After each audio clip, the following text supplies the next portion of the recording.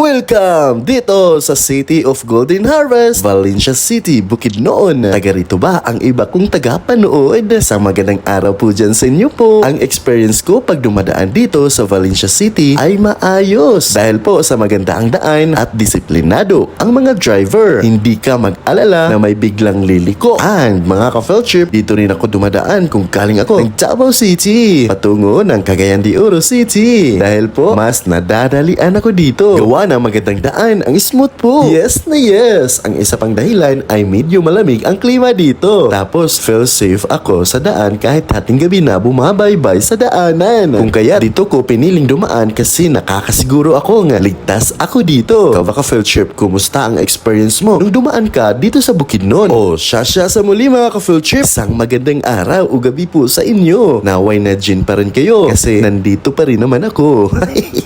Yun lang na muna. Bye-bye!